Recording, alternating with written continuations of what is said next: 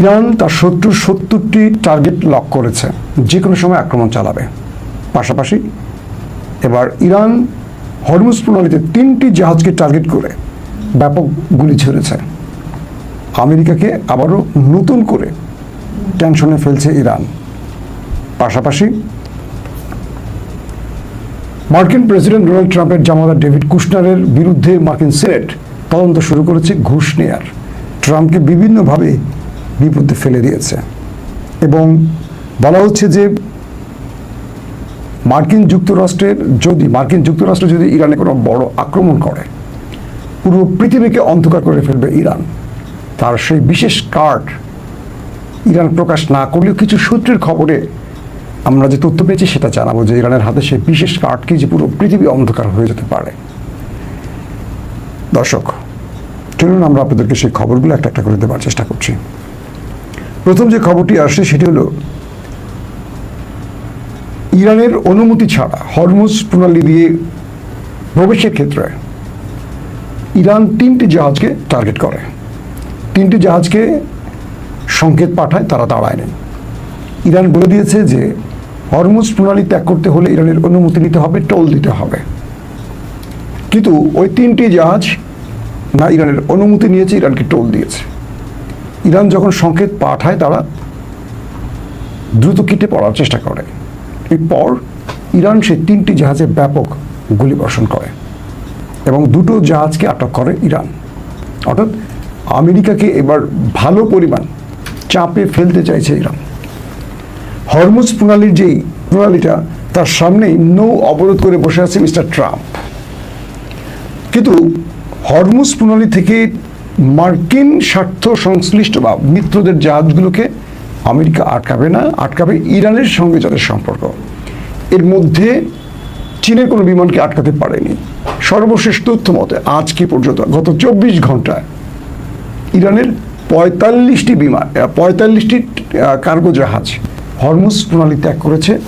America বড় কোনো ঝামেলা করতে পারেনি। তবে ইরানের আরেকটি জাহাজে হামলার ঘটনা ঘটেছে এবং ইরান সেই ব্যাপারে মার্কিন যুক্তরাষ্ট্রের উপর বড় আক্রমণের ঘোষণাও দিয়েছে। পরবর্তীতে ইরান 3টি জাহাজে যে গুলি করেছে তার 2টো যে আটক করেছে সেগুলো নিয়েও এখন হরমুজ প্রণালীতে ব্যাপক উত্তেজনা কাজ করছে। অর্থাৎ যে কোনো সময় দুই পক্ষের মধ্যে একটা যুদ্ধ শুরু হওয়ার লক্ষণ দেখা যাচ্ছে। ট্রাম্প মূলত 2টো ফর্মুলায় ইরানকে ঘায়েল করতে চায়। তার প্রথম ফর্মুলাটা হলো যে সে হরমুজ প্রণালী বন্ধ করে দিয়ে ইরানকে শান্তি চুক্তিতে বা মার্কিন ডিল বাস্তবায়নে রাজি করাতে চায়। যদি এই ক্ষেত্রটি ইরান না করে তাহলে পুরো ইরানের মধ্যে বোম্বিং করে, বোমা হামলা করে ইরানকে ডিলে বাস্তবায়ন করতে চায়, মানে ডিলে আর রাজি করাতে চাচ্ছে আমেরিকা। অর্থাৎ ট্রাম্পের হাতে 2টো অপশন আছে এখন ইরানের বিরুদ্ধে, ট্রাম্পের হাতে, নট আমেরিকার হাতে, এটা হলো ট্রাম্পের হাতে। তাই তিনি হরমুজ প্রণালীতে নৌ অবরোধ করে বসে আছেন।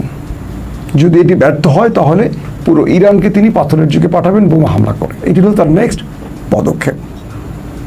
তো এই অবস্থায় মার্কিন প্রেসিডেন্ট বারবারই ইরানকে হুমকি দিচ্ছেন যে ইরানকে এটা করবেন, সেটা করবেন, ওটা করবেন। ইরান বলছে তোমাকে হুমকি দিতে হবে না, এটা সেটা যেটাই করতে চাও তুমি করো।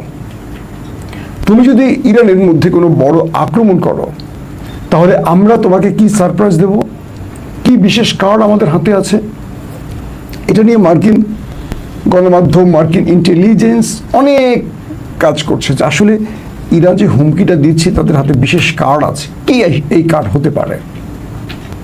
ইরান এটাকে প্রকাশ্যে আনেনি এখনো, কি কার্ড হতে পারে।